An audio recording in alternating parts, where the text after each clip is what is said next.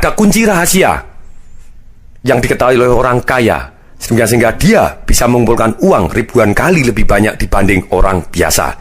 Bagaimana seorang tukang bakso, tukang es, dalam waktu yang sama dengan tukang bakso dan tukang es yang lain bisa mengumpulkan uang ribuan kali lebih banyak dibanding tukang bakso dan tukang es yang lain. Bagaimana seorang dokter, seorang pembicara, seorang pengusaha, ataupun seorang profesional bisa mengumpulkan uang ribuan kali lebih banyak dibanding orang biasa dalam waktu yang sama. Rahasianya satu, yaitu mereka menggunakan faktor kali. Sekali lagi saya ulangi, mereka menggunakan faktor kali. Apa yang dimaksud sebagai faktor kali ini? Ketika kita mau kaya, di CD saya sebelumnya sudah diungkap bahwa kita harus mempunyai nilai tambah.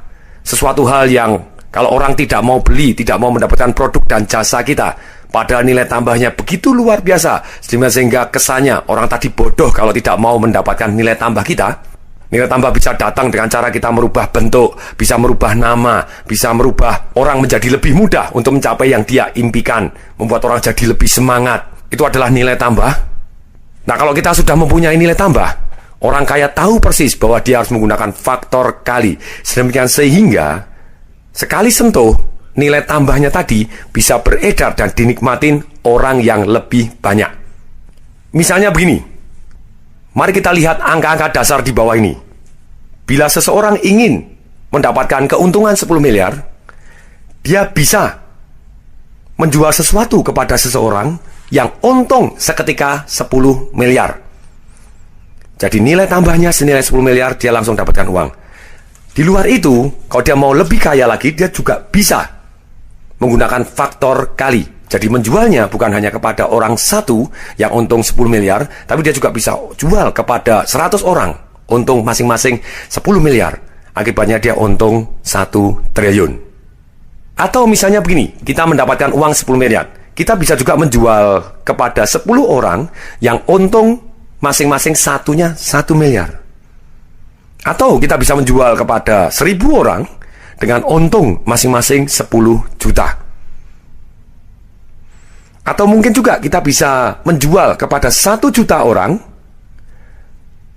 dengan untung masing-masing 10.000. Atau seperti orang yang jualan jelly, mungkin untungnya cuma 10 rupiah, tapi dia bisa jualan 1 miliar jelly. Akibatnya dia juga untung 10 miliar.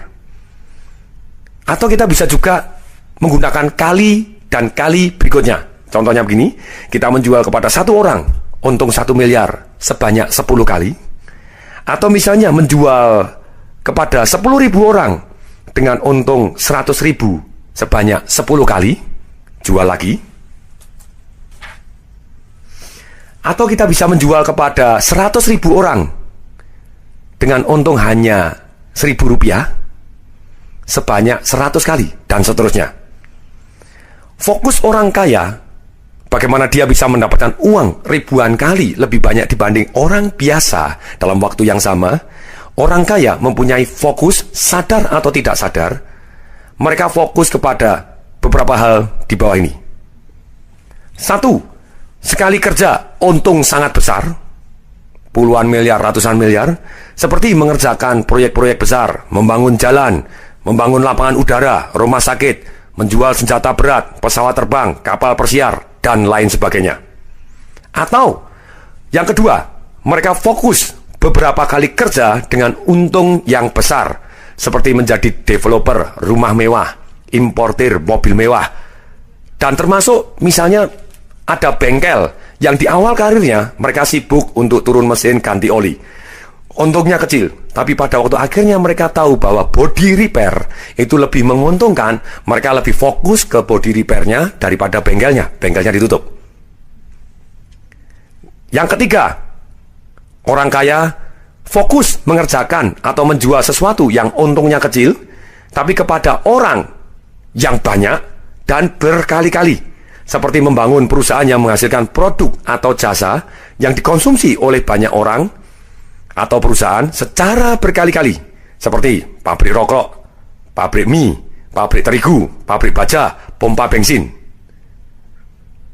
Jadi kesimpulannya, orang yang kaya Mereka berfokus kepada upaya untuk membuat nilai tambah, dan mereka memanfaatkan faktor kali sehingga sekali sentuh, nilai tambahnya beredar kepada orang banyak dan mereka mendapatkan uang yang sangat banyak. Mari kita beri contoh dalam praktek sehari-hari. Misalnya, level 1, orang fokus untuk membuat nilai tambah.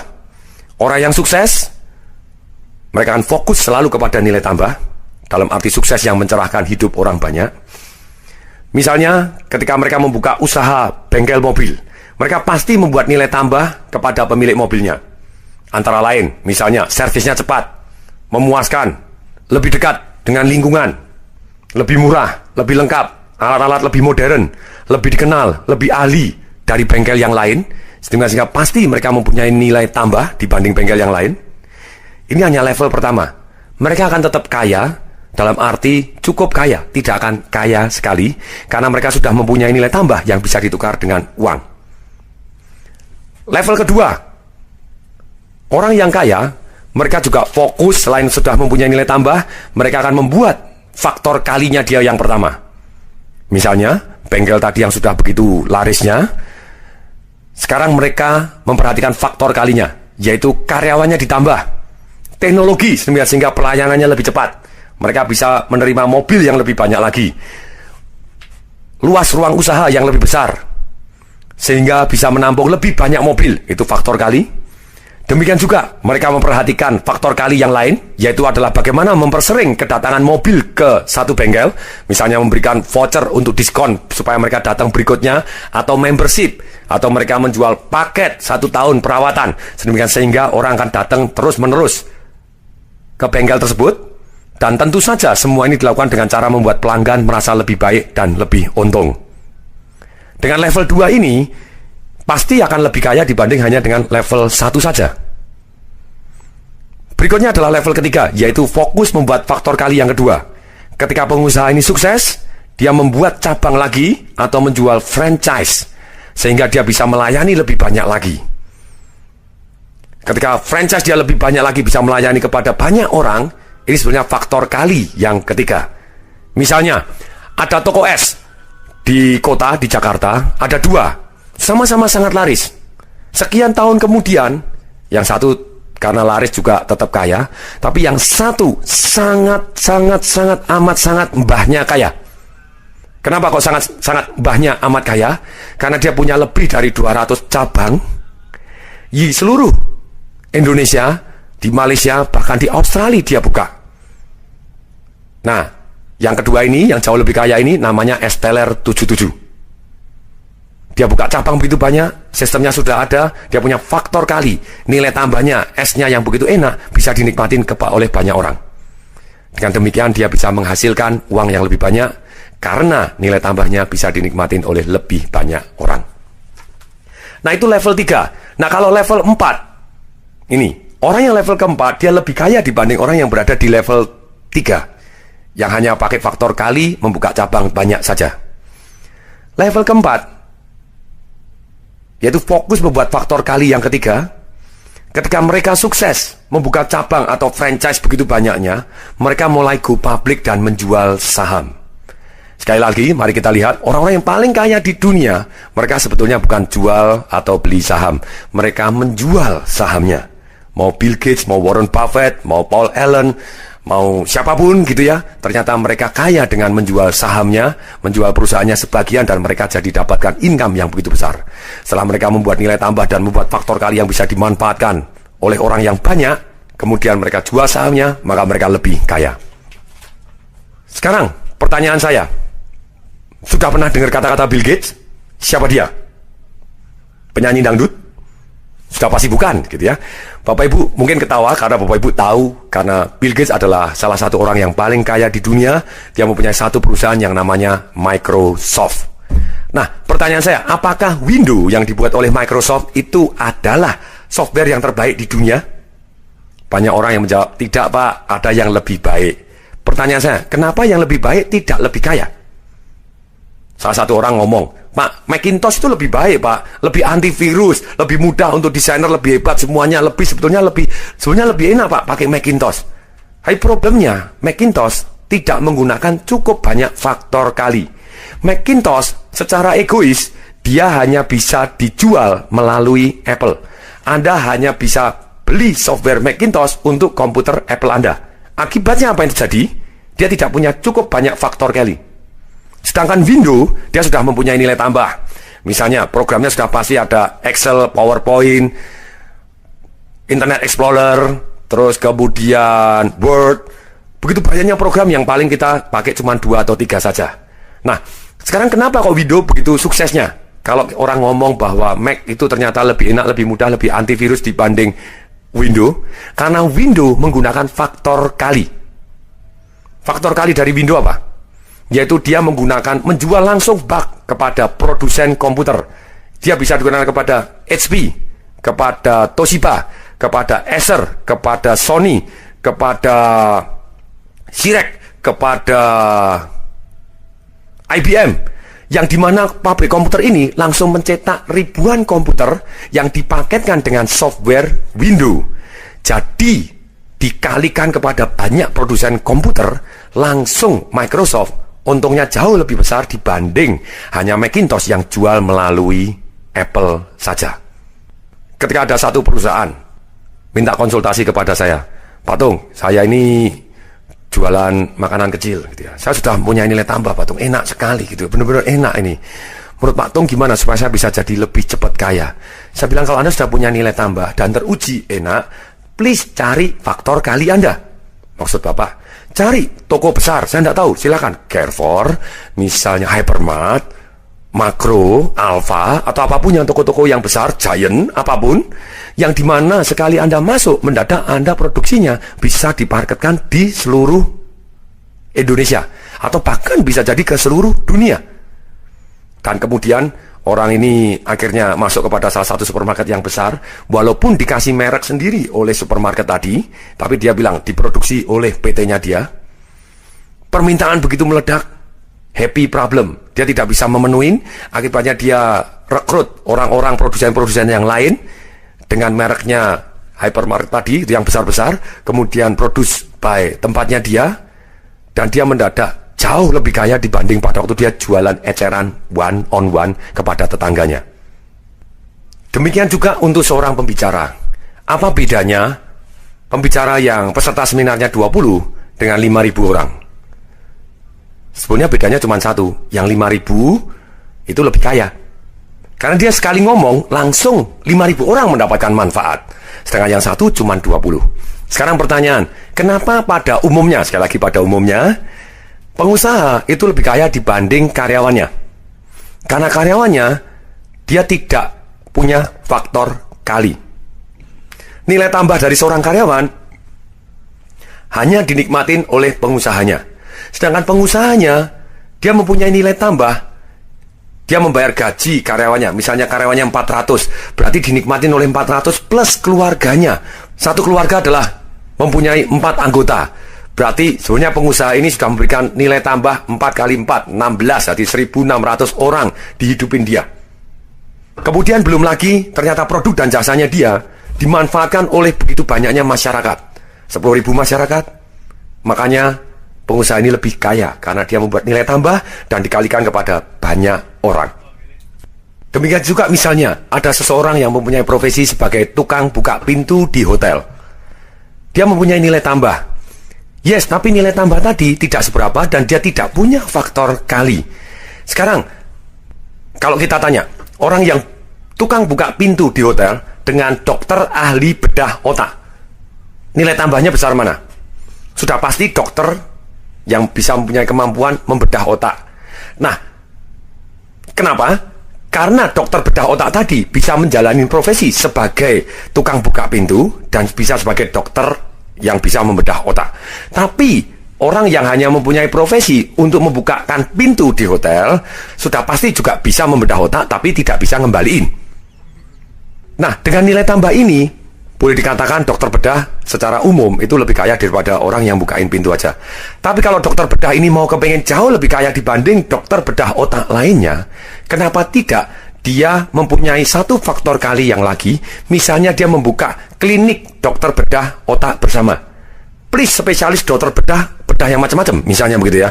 Misalnya bisa bedah kosmetik, bedah otak, bedah apa. Bahkan dia memberi beasiswa kepada dokter-dokter baru, termasuk dia bimbing, mau ndak Anda jadi faktor kali saya? Saya akan curahkan semua ilmu saya akan bimbing Anda, saya sekolahin. Kemudian ikatan dengan dokter bedah ini di kliniknya dia.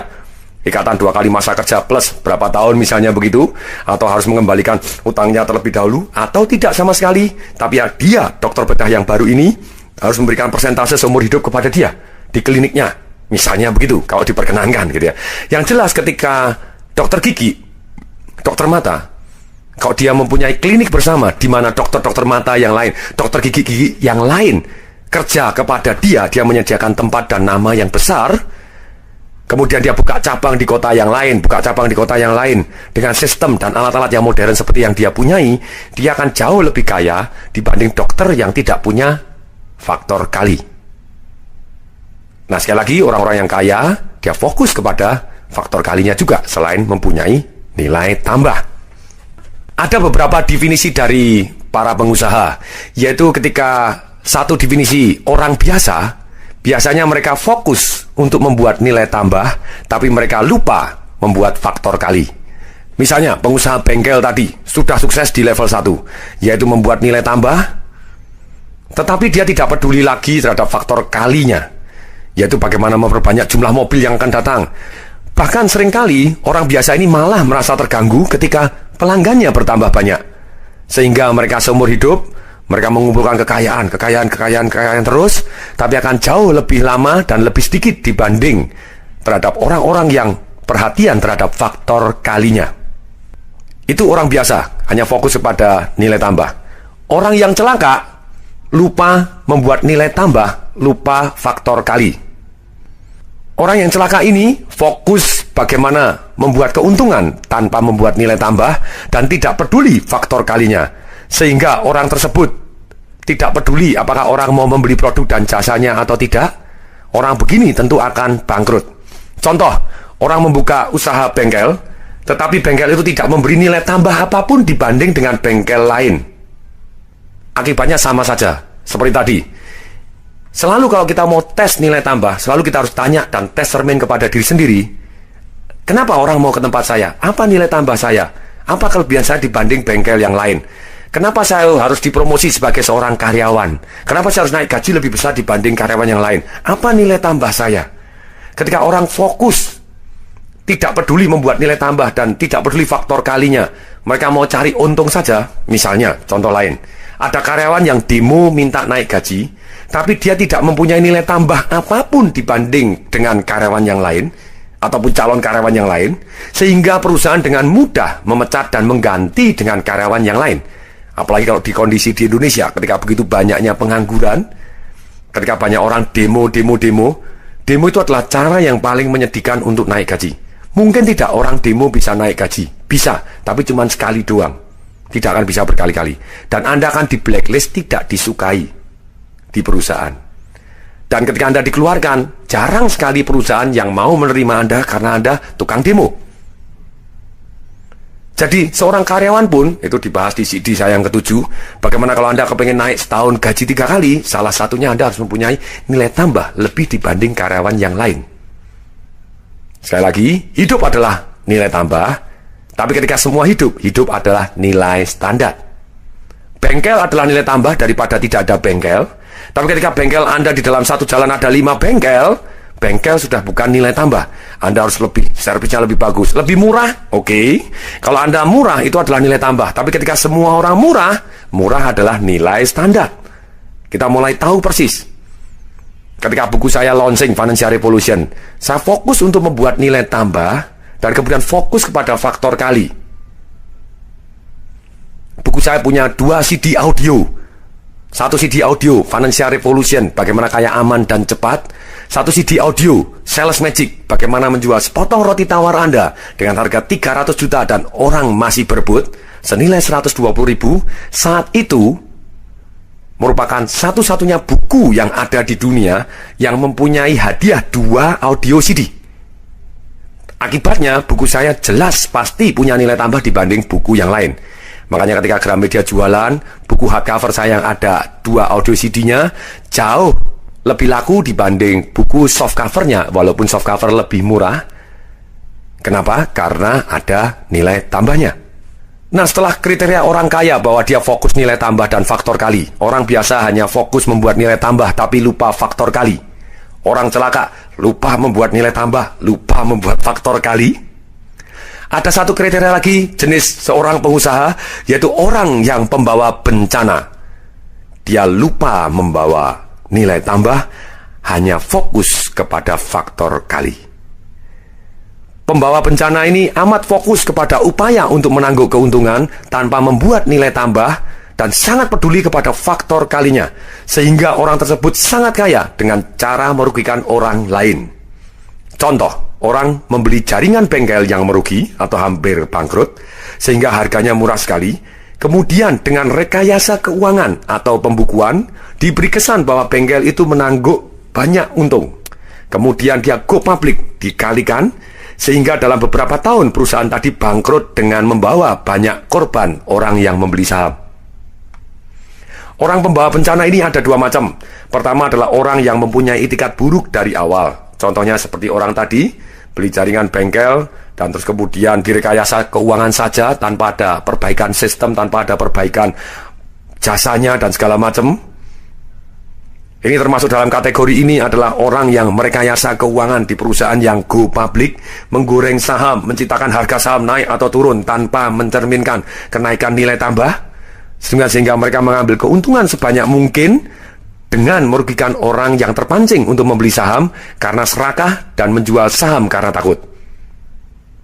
Contoh lain, yaitu orang yang pembawa bencana ini, misalnya seorang karyawan yang fokus untuk mengambil keuntungan pribadi dengan cara merugikan perusahaan, buka toko di dalam toko, ngambil keuntungan, ngambil komisi, pokoknya tokonya bangkrut, mana urus, pokoknya dia ambil keuntungan sebanyak-banyaknya terlebih dahulu. Berikutnya, jenis orang pembawa bencana ini yang kedua adalah orang yang dari awal tidak mempunyai itikat buruk, tapi dalam perkembangannya orang tersebut tidak bisa membuat nilai tambah yang dijanjikan kepada faktor kalinya. Contoh, orang ini membuat rencana perluasan bisnis yang membutuhkan modal tambahan dengan cara go public atau melepas saham baru. Dalam perkembangannya, modal yang benar-benar diinvestasikan untuk perluasan bisnis tersebut ternyata tidak membuat nilai tambah, sehingga pada akhirnya harga saham turun dan merugikan pemegang saham. Orang pembawa bencana ini tidak mempunyai itikat buruk, hanya tidak mempunyai kemampuan untuk membuat nilai tambah dari faktor kalinya. Oke, sebelum saya lanjutkan kepada babak berikutnya tentang bagaimana orang kaya mengumpulkan uang ribuan kali lebih banyak dibanding orang biasa dalam waktu yang sama, pertanyaan saya, apa nilai tambah Anda dan apa faktor kali Anda sehingga Anda bisa lebih kaya dibanding orang lain dalam waktu yang sama, ribuan kali bahkan. Setelah jurus pertama menggunakan faktor kali, nilai tambah dan faktor kali, yang kedua, definisi uang. Apa definisi uang? Seringkali saya tanya dalam seminar saya, bisakah Anda memberikan saya dupi-dupadu kalau saya kasih uang 1 juta? Mereka bingung. Wah, tidak bisa Pak. Loh, kenapa tidak bisa? Saya tidak tahu apa itu dupi-dupadu. Saya bilang, dupi-dupadu itu turunan udu-udu. Lebih mabuk lagi Pak katanya. Apa itu udu-udu? Saya tidak tahu udu-udu. Nah, sekarang dalam kesempatan ini saya ceritakan, kalau Anda tidak tahu definisi apa itu dupi-dupadu, apa itu udu-udu, bisa tidak Anda mencari dupi-dupadu ataupun udu-udu? Kalau Anda salah memberikan definisi, Anda akan dapatkan hal yang salah. Demikian juga, apa arti uang? Apa definisi uang? Uang adalah, kalau Anda salah memberi definisi, Anda susah sekali mendapatkan uang. Kalau Anda memberi definisi uang dengan salah, misalnya, uang Pak, itu adalah akar dari segala kesehatan. Kalau Anda memberikan definisi seperti ini, ya Anda susah cari uang gitu ya, karena Anda tidak mau jahat gitu. Kemudian Anda memberi definisi cari uang, misalnya begini, cari uang itu sulit Pak, makanya sulit, itu definisi Anda gitu ya. Nah, tapi yang paling penting, bagaimana kita memberikan definisi yang benar, sehingga kita bisa mendapatkan uang dengan cara yang sangat cepat, legal, baik adanya. Ada dua definisi uang yang membuat saya jadi kaya hari ini adalah satu, uang adalah alat tukar dari nilai tambah. Jadi kalau kita punya nilai tambahnya dikalikan kepada banyak orang, saya pasti akan kaya, gitu ya. Definisi yang pertama yang sangat menarik. Yang kedua adalah definisi dari yang saya dapatkan dari Robert Kiyosaki. Kalau yang pertama tadi dari Anthony Robbins. Yang kedua, yang dari Robert Kiyosaki dikatakan bahwa uang itu adalah hanya ide. Maksudnya apa? Misalnya pada waktu Anda pergi bawa uang rupiah, pergi ke Uni Soviet, dan Anda mau belanjakan di sana, kira-kira laku nggak? Anda bilang katanya uang adalah alat tukar gitu ya. Kalau alat tukar nilai tambah, yes, kalau Anda punya nilai tambah. Nah kemudian kalau Anda bilang uang adalah alat tukar, nah Anda bawa uang rupiah di Soviet, sudah pasti tidak laku. Kenapa tidak laku? Mereka tidak punya ide. Apa itu gitu ya? Kalau tidak punya ide, mereka bingung, nih uang apa ini, kita tidak tahu gitu. Apalagi ada uang Indonesia yang gambarnya monyet gitu ya. Mereka curiga karena biasanya negara-negara itu kan uangnya gambarnya presidennya mereka gitu ya. Dan ini uang ada gambar monyet, ini negara apa gitu ya. Nah, mereka tidak tahu, mereka tidak punya ide, makanya uang Indonesia tidak laku di Soviet gitu ya. Nah, kemudian dulu uang juga tidak ada. Ada masanya uang tadi tidak ada, yaitu zaman dulu orang melakukan barter, kambing dengan 5 kambing misalnya dengan 1 sapi. Kemudian 100 ayam dengan 1 sapi. Plus minus seperti itu. Hari ini masih ada barter? Masih. Beli handphone pakai sapi? Enggak lah gitu ya. Tapi ada juga misalnya beli pesawat udara pakai beras ketan juga ada gitu ya. Boleh juga, kita tetap masih bisa barter di sini, tidak apa-apa. Di Indonesia masih bisa barter, boleh, masih halal adanya. Kemudian ada masa-masa tertentu negara ini menggunakan, bukan negara ini, dunia ini menggunakan kerang untuk sebagai mata uang. Kemudian menggunakan tembaga, kemudian menggunakan emas, kemudian juga menggunakan kertas. Akhirnya setelah emas tidak cukup banyak, akhirnya menggunakan kertas untuk uang. Kemudian menggunakan plastik. Yang terakhir ini uang mulai hilang. Di internet Anda bisa punya uang, dapat uang tanpa harus ada fisiknya sama sekali. Langsung kita bisa belanjakan tanpa fisik sama sekali. Hanya perjanjian doang gitu, jadi tanpa ada fisiknya. Nah, bagaimana kita bisa mendapatkan uang kalau uang itu hanya ide? Saya akan beri contoh. Misalnya begini. Misalnya saya ngomong BH. Oke, laki-laki, Anda pernah beli BH? Kalau BH, obralan misalnya, 1 BH, kira-kira harganya berapa? Ada yang ngomong 10.000 3. Udahlah, misalnya begini, 10.000, karena yang 10.003 itu gampang molor, oke? Jadi cari yang agak kuat gitu ya. Saya beri contoh dramatis supaya Bapak Ibu lebih ingat seumur hidup bahwa ide bisa membuat Anda kaya raya. Sangat cepat, lebih cepat dibanding orang lain. Misalnya BH yang 10.000 ini, misalnya kita pasangkan kepada satu bintang film Baywatch, namanya Pamela Anderson. Oke, nah Pamela Anderson ini bintang film Baywatch yang sangat seksi begitu ya. Kemudian mau untuk amal, sekali lagi untuk amal. Para pendengar di sini radio semuanya ataupun para pendengar rekaman ini semuanya adalah orang-orang yang sangat kaya dan sangat kaya, misalnya uangnya unlimited. Saya doain duit Anda banyak sekali. Amin. Amin. Nah, kemudian kita lelang untuk betul-betul membangun panti asuhan, panti jompo, segala macam, betul-betul untuk kepentingan sosial. Sekarang kita lelang BH ini. Yang dikasih lipstiknya Pamela Anderson, ditandatanganin begitu ya, dan dilelang untuk kepentingan amal. Kalau di dalam seminar-seminar saya menarik, ada yang bilang 100 juta Pak, wih 10.000 langsung jadi 100 juta. Buat yang lebih 1 miliar Pak. Saya bilang, wah ini lebih ngefans kepada Pamela Anderson daripada saya gitu ya. Berani beli BH 1 miliar. Kemudian kalau misalnya beli 1 miliar, mungkin tidak sebetulnya BH ini bisa laku 1 miliar. Mungkin karena memang untuk sosial, untuk nyumbang gitu ya. Kalau laku 1 miliar, 1 BH, berarti untungnya berapa kali lipat dibanding 10.000? 100.000 kali lipat. Hanya dalam waktu 10 menit. Anda bisa mendapatkan nilai tambah yang luar biasa dengan kekuatan ide Anda yang luar biasa. Waktu saya nyumbang untuk bangun sekolah di Korban Lumpur Lapindo, saya lelang 6 buku saya. Satu buku bisa laku 2.200 US. Buku Financial Revolution, Just One Thing. Saya bilang ini just kekuatan ide, saya praktekkan begitu ya. Total 6 buku dapat 72 juta, lumayan juga gitu ya. Bisa untuk nyumbang, untuk bangun sekolah. Nah inilah, tidak harus kekuatan, ya saya sumbang sendiri boleh. Tapi dengan ide pun bisa menghasilkan uang yang sangat-sangat banyak. Apa ide Anda untuk menghasilkan uang yang sangat-sangat banyak? Saya beri contoh, misalnya begini. Saya memberikan konsultasi kepada banyak orang dan banyak perusahaan. Satu ide aja bisa membuat dia kaya raya luar biasa seumur hidup. Saya punya teman misalnya di Bandung. Dia punya body repair. termasuk dia yang terbaik di Indonesia, mungkin di dunia, yang bisa membuat mobil kita anti gores. Dan semakin mobil ini umurnya panjang, wet look buatannya dia, wet look. Jadi misalnya Mercy kita atau mobil kita apapun dibuat dia jadi seolah-olah tampak berkiloan, malah setelah 4 bulan, setelah 1 tahun, setelah 2 tahun, mengkristal, lebih bening lagi, lebih bagus, lebih anti gores, tahan api, yang dimana produsen mobil di dunia yang lain belum bisa membuat seperti ini. Dia sibuk, sudah punya nilai tambah yang luar biasa, dia riset sendiri, dia ilmuwan hebat sekali. Pada waktu kemarin datang ke rumah saya, Pak Tong, yuk kita kerjasama. Boleh, saya bilang gitu. Saya punya faktor kali. Faktor kali yang paling sederhana itu adalah kita buka cabang lagi di Jakarta, buka cabang lagi di seluruh ini, kita buat franchise, bagus. Mau langsung kaya, saya bilang. Sekali deal, Anda kerja seumur hidup, tetap akan kalah dengan cara ini. Oh, mau. Oke, kenapa tidak?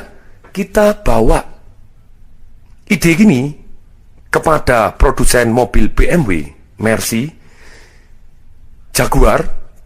Kita ngomong kepada mereka, hanya ada satu yang boleh license.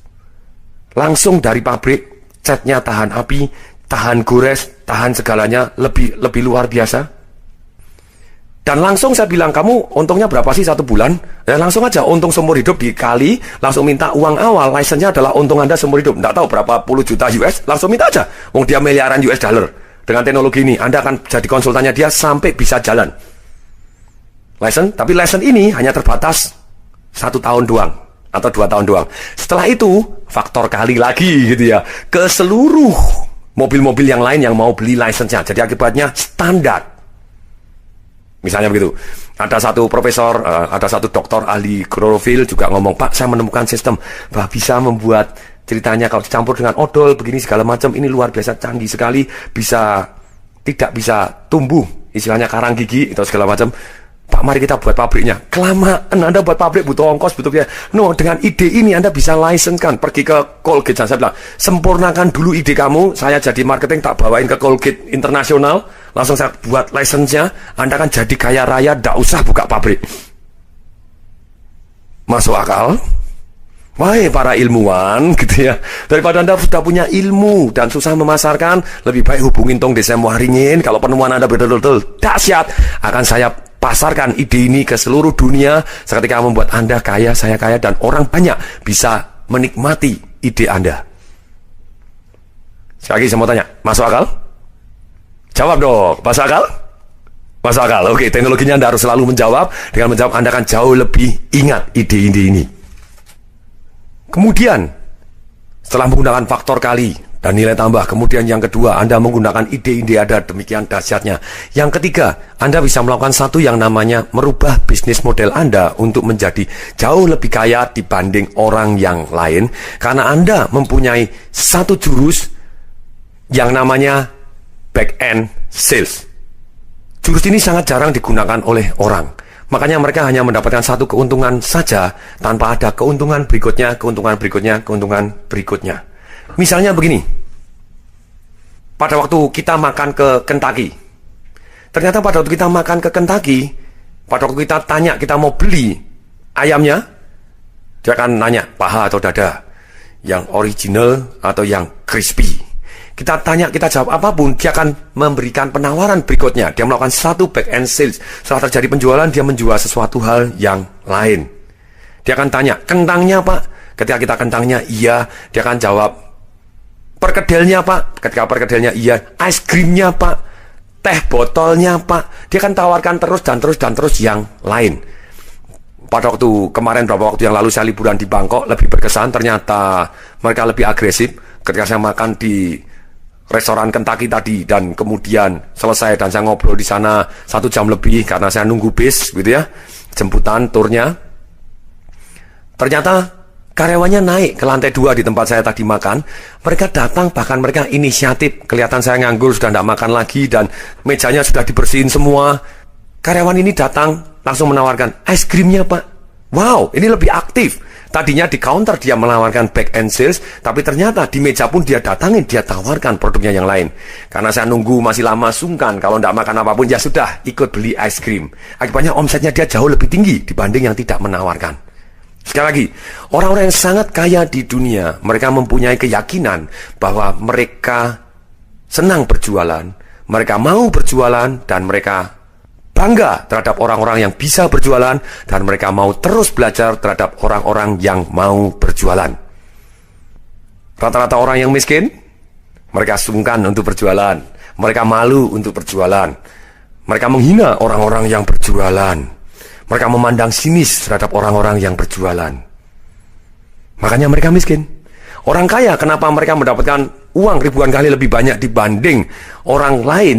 Mereka mempunyai keyakinan bahwa jualan, selama itu mempunyai nilai tambah untuk orang lain, itu adalah baik adanya, bahkan wajib.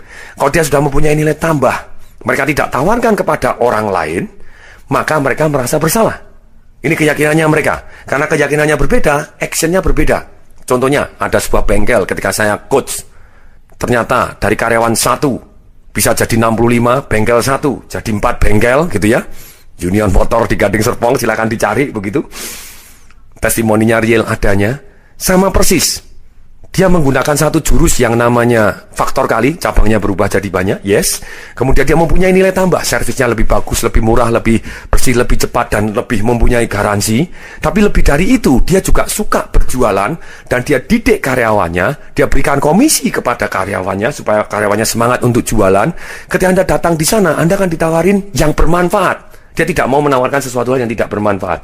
Misalnya, Fuelmax Pak, alat penghemat bensin.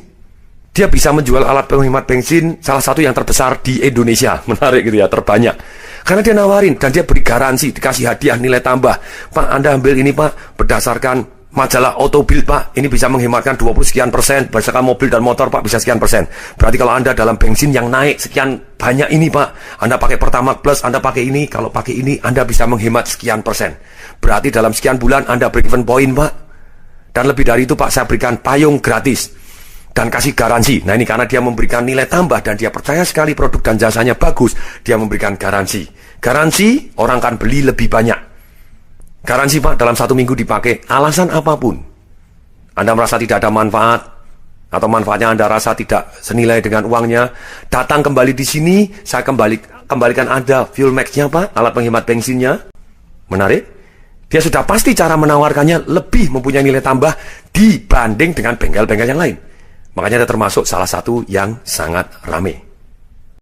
Nah, ketika Bapak Ibu sudah termotivasi untuk menjual, saran saya sekarang buat turunan dari produk Anda yang bisa dijual lagi. Misalnya Anda ahli massage. Kenapa Anda tidak menjual langganan berikutnya? Atau ngajarin kepada tukang massage berikutnya jual franchise untuk massage gitu ya. Terus kemudian pada waktu massage dijualin back and sales, Pak ini tertarik Pak, ada aromaterapi, silakan, ada oilnya Pak, ada untuk mandi Pak, ada turunannya, ada musik relaksasinya, sekalian dijualin sekalian. Kenapa tidak? Salon ada yang meledak luar biasa ketika ikut marketing revolution saya begitu ya. Dengan sederhana sekali, pada waktu dia nganggur, karyawannya sepi-sepi, langsung diberikan voucher untuk menjual terlebih dahulu, membuat nilai tambah supaya orang silakan datang, bisa keramas gratis.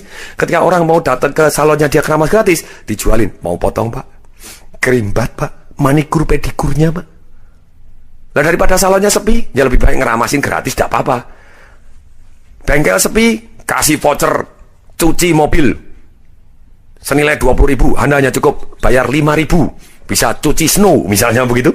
Ketika datang jadi dijualin membership supaya mereka datang terus berkali-kali, atau dijambahin hadiah yang lain seperti tadi, jualin apapun, alat penghemat bensin apapun segala macam, sehingga bisa jauh omset Anda lebih banyak dibanding bengkel yang lain.